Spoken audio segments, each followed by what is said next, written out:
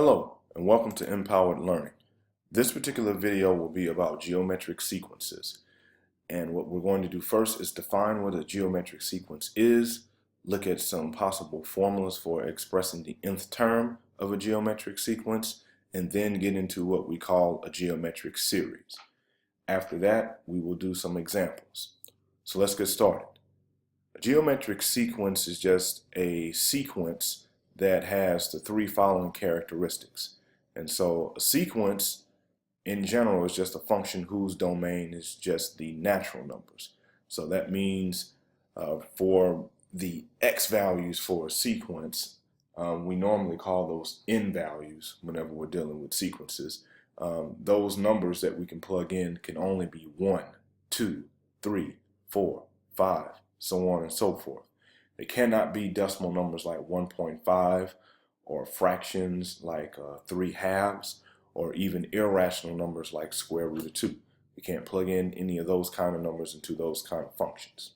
So a geometric sequence is a function like what I just described that has the following three properties. The first property, the sequence is recursive.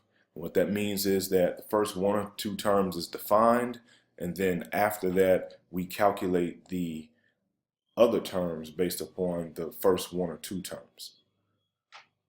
Second property, the first term in the sequence is denoted as A in this case. For arithmetic sequences, we refer to the first term as A sub 1. So in this case, we will be interchanging that with just the value of A. The third property, which is the most important, is that any consecutive pair of numbers in the sequence, if we take the number that comes last and divide it by the number that comes previous to that, what we should get every time is the same number. And that would be what we call the common ratio. We call that R. So we see that right here. And so the thing that we know about R is that it cannot be equal to 0, and it has to be the same for every consecutive pair of numbers in the sequence. So in general, that's it as far as the definition of a geometric sequence. The thing that's a little bit more tricky is trying to get it into a formula. And so to get into a formula, the first thing we have to do is know what we're calling everything. So to start off here, we see that we have A, and that's going to be the first term. This is what we call the nth term of the geometric sequence defined recursively. And so we see that to get the nth term of a geometric sequence, we just take the previous term to it and then multiply it times the common ratio R. Following that, we know again that R is just going to be A sub n divided by A sub n minus 1. We can also express that this way. We can say R is divided by A sub n plus 1 divided by A sub n, like that. So where this number here is the number that we first look at, and then the A sub n plus 1 is the number that we look at afterwards. So same kind of concept. And the most important part here is this last one right here, which says that the nth term of a geometric sequence is equal to the first term times the common ratio raised to n minus 1. Okay? And so we're going to be using this particular formula more so than anything in the examples that we do. All right. So let's go ahead and move on to see what a geometric series is, just so that we know that before we get into the examples. So when we talk about a series in relationship to a sequence, all that we're talking about is adding all the numbers or adding the terms of the sequence together. And so we have what we call finite series and infinite series. So for a finite geometric series, we're just taking the sum of the first n terms that we identify in the geometric sequence, and we're adding them up. So for instance, if we were saying that we wanted n here to be 10 and we had some geometric sequence, then what we would do is add up the first 10 terms of that particular geometric sequence, and we would get the finite sum of the geometric series for that. Okay. An infinite geometric sequence is the sum of all the terms of a geometric sequence. And of course, we just keep on going and going and going. Now, it turns out that there are some geometric series that have actual sums if we just keep on going and going and going, and others do not. When we say that a geometric series actually has a sum that it ends up being, no matter how many values of n we plug into the function and add up those terms, we say that that particular series converges. Okay, so it's converging or going towards a particular number. Now, of course, it theoretically never ever gets there, but the behavior of it is such that it goes in that direction.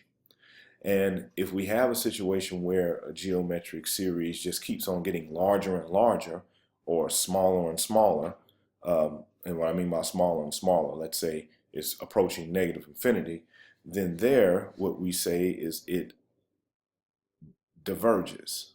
Okay? And so it turns out that we can look at a geometric sequence and tell whether its related geometric series will actually have a infinite sum to it. And so how we know that is if we see that the common ratio is in between -1 and 1, so that means it is a proper fraction, either a +1 or -1, then of course r can't be 0 here, so we do have to keep that in mind. So as long as we have that, then we can surmise that the geometric sequence does indeed have an infinite sum to it. And we find it by this formula A divided by 1 minus R, or basically the first term divided by 1 minus the common ratio. Okay, so for instance, if we had a geometric sequence and its first term was 3 and its common ratio was, let's say, 1/4, then if we started to list all those numbers or terms for the sequence and then add them up, that particular sequence, when we add those numbers up, would have a geometric series sum of, and I'll just say sum here, it'll be 3 divided by 1 minus 1/4, whatever that is. So of course we know that 1 minus 1/4 is 3/4, and so that would be 3 over 1 times 4 over 3. So that particular the infinite geometric series would converge to a sum of just 4. So all the numbers listed in that sequence, no matter how many we list, they will all add up to a value of 4 if we were to keep on adding them. Okay, so this is the basics about geometric sequences and their related geometric series. So the next thing that we're going to do is get into some examples. All right, so now we're at our first example, and so what we want to do here is find a formula for the following geometric sequences and then find its sum if that's possible. So we're going to start off with A here, and we see that we have the first 4 terms of this particular sequence listed. And what we want to remember here is our actual formula for the geometric sequence. So I'm just going to write this over here. We know that the nth term of a geometric sequence is going to be A times common ratio raised to the n minus 1, where n is acting as our independent variable here. So first thing that we need to do is identify what our first term is. And of course, that's pretty easy to do. Our first term is -1. The second thing that we want to do is identify what our common ratio is. And so if we look at this as our a sub 1 term, a sub 2, a sub 3, a sub 4, of course that's going to 8, it's going to -4, -2, and -1. If we take a sub 2 divided by a sub 1, we see that we get 2. And if we do a sub 3 divided by a sub 2, we should get the same thing. -4 divided by -2, which is 2. And lastly, if we do a sub 4 divided by a sub 3, we get -8 divided by -4, which gives us 2. So this is letting us know that our common ratio here is 2. Okay? So now with all that information there, we know that the nth term of the geometric sequence is going to be a -1 times 2 raised to the n minus 1. And we can just simply write that as negative, put 2 in parentheses, and then do raised to the n minus 1. Now, since we know that the sequence is basically a list of numbers in a set, a more proper way to express the geometric sequence would be like this, to put it in set notation, and then do it this way. And of course, this is saying the same thing as we start off with -1, -2, -4, -8, so on and so forth. Okay. So that is our first example. So now we'll go ahead and move on to the second one. Oh, excuse me. One other thing that we need to do with the first example, I forgot about this, is we need to see whether its related geometric series actually converges to a sum. And so if you notice here, our value for r is 2, and this is not within the range of -1 to 1, where of course r can't equal 0. So we would say that the sum of the geometric series, or infinite geometric series rather, would be approaching, in this case, a negative infinity. Okay? In other words, it diverges. Okay, so important thing here is sum of the series, it diverges, and of course our formula for the nth term of the geometric sequence can be expressed this way. Okay, now let's move on to the second example. So for the second example here, we see that our first term is 2/3. So we know for here, a is going to be 2/3. Now we need to look for our common ratio again. And of course, for all these, it should be the same thing if we're talking about a geometric sequence. So if we do a sub 2 divided by a sub 1, of course, a sub 2 is 4/9. That'll be divided by 2/3. And we see when we work this out, that 2 will go into 4 2 times, and 3 will go into 9 3 times. So we get 2/3. Okay? Now, this should be a recurring theme in the remaining ones that we do. So if we do a sub 3 divided by a sub 2, we should get the same thing. So we get 8/27 divided by 4/9. And of course, if we do the arithmetic on that, we have 4 goes into 8 2 times, 9 goes into 27 3 times, and we get 2/3 again. Okay, and of course, if we do 16/81, divided by 8/27, we'll get the same thing. So we'll just safely say here that our common ratio in this case is 2/3. Okay. So knowing this information, we can now go ahead and write what our formula is for the nth term of the geometric sequence. So I'm going to do that down here. So we have a sub n will be equal to a times r raised to the n minus 1. And our a is 2/3 times our common ratio is also 2/3, and that is raised to the n minus 1.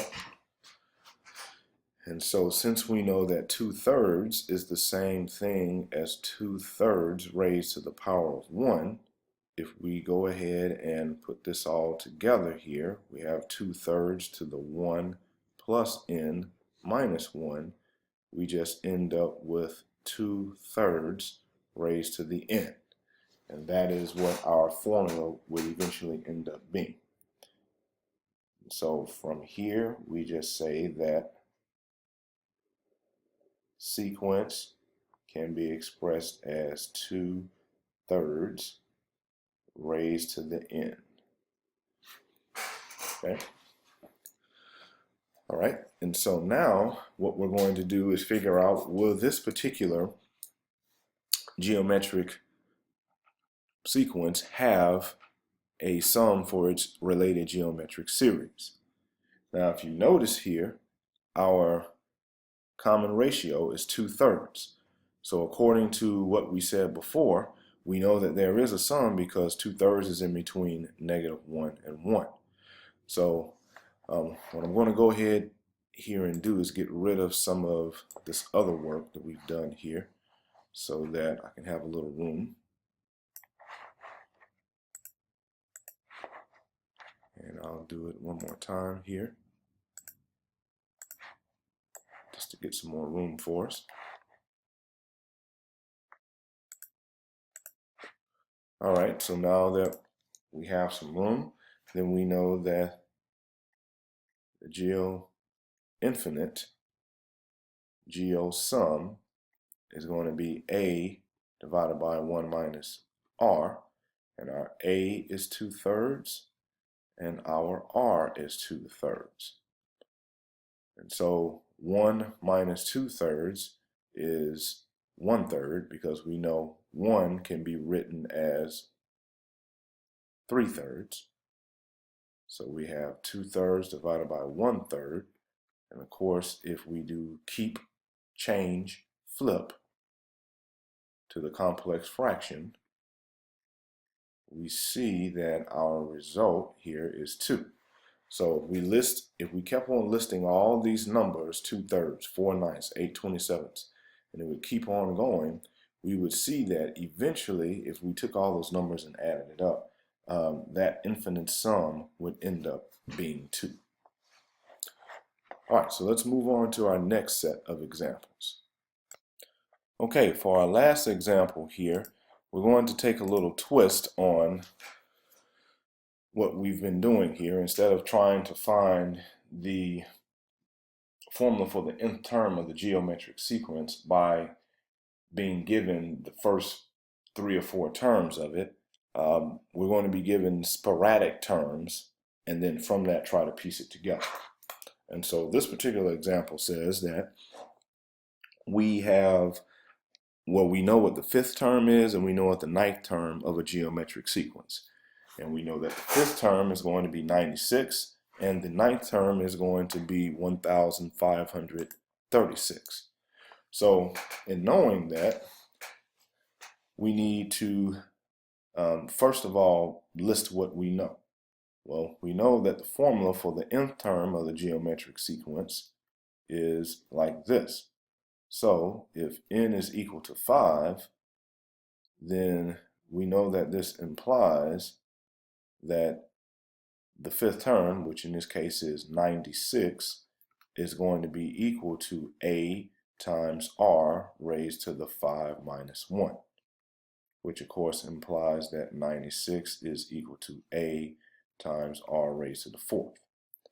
Similarly, if we're at the ninth term, that means n is equal to 9, then this implies that 1536 is equal to a times r raised to the 9 minus 1, which implies that,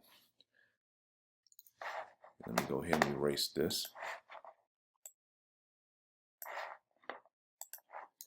which implies that 1536 is actually equal to r raised to the 8th. And of course, we have the a there as well. All right, so we see that in this situation here, we have two equations with two unknowns, and our unknowns are the first term and the common ratio. So we know that we can use systems of equations to solve this, and we can use the technique of substitution to do it. So we can start off by making both of these equations equal to a here. And then after we make both equations equal to a, we can set both of them equal to each other, solve for r, and then go back and back substitute to solve for a. So let's go ahead and do that. So now, because 96 equals a times r raised to the fourth, then if we divide both sides by r to the fourth, we get a is equal to 96 divided by r raised to the fourth. Okay, and I'll go ahead and make that 4 look a little better. So we have that raised to the fourth. We also have a for our equation below here, that 1536 will be equal to 1536 divided by r raised to the 8th would be equal to a as well. And of course, over here in this other equation, we can get that if we divide both sides by r raised to the 8th. So this implies that both of these equations we just came up with are equal to one another. Okay? And so now we want to get everything with r on one side and everything else on the other. So what we could do here to make that happen is we want to get all the r's on the left and get all the numbers on the right, so we could multiply both sides of our equation by r raised to the 8th. Okay, and then to get the 96 over here, we can divide both sides by 96. And so in doing that, we notice that our 96 is reduced to 1 here, and our r raised to the 8th reduced to 1 there. And what we end up having as a result is r raised to the 8th divided by r raised to the 4th is just r raised to the 4th because of the subtraction property for exponential rules. And then of course we have 1536 divided by 96. And if we take 1536 divided by 96, we will end up getting 16. So that will end up being 16. And I'm going to make this 4 look a little better here.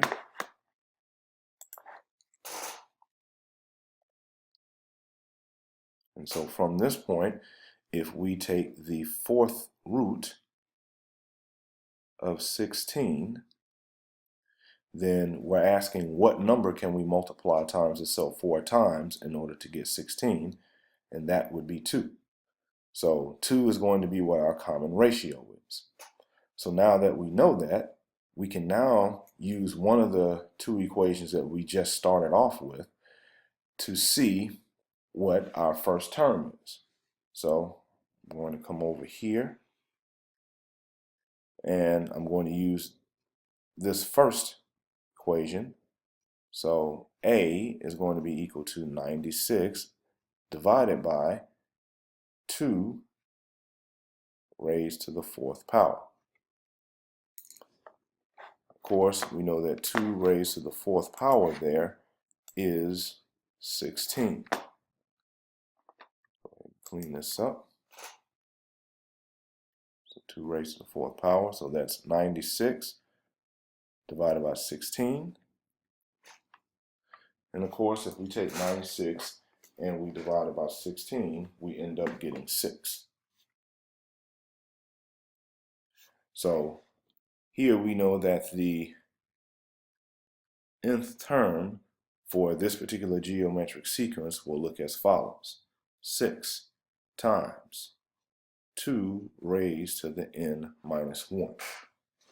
And lastly here, since we know that the common ratio of this particular geometric sequence is not in between -1 and 1, then we know that this particular, the related geometric series, the sum of it, would diverge.